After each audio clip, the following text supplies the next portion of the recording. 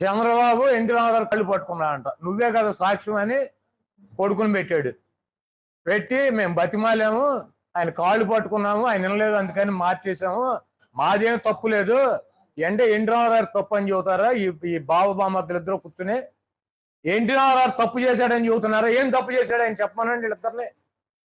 NT Ramarao ఏమి తప్పు చేశాడు నీకు తెలుసుగా? ఏం నీకు తెలుసు మెద్దరికి తెలిస్తే సరిపోయిందా?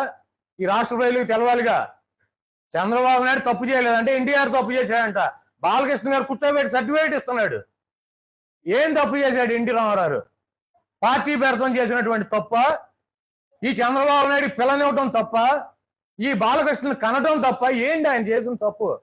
9 నెలల్లో పార్టీని అధికారంలోకి తీసుకురావడం తప్ప, వీళ్ళందరికీ ఆస్తులు పంచి పెడతాం తప్ప, వీళ్ళందరికీ రాజకీయ జీవితాన్ని ఇవ్వడం తప్ప ఎన్టీ రామారావు ఏం తప్పు చేశాడు?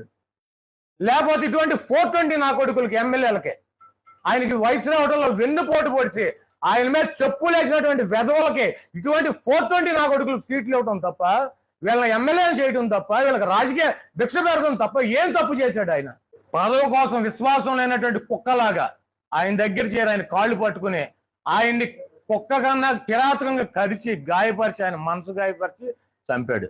మేం చెప్పలా, ఎన్టీ రామారావు ఆవేదనతో చెప్పాడు. వీడు 420 ఔరంగజేబు తిన్నింటి వాసాలు లెక్క పెడతాడు.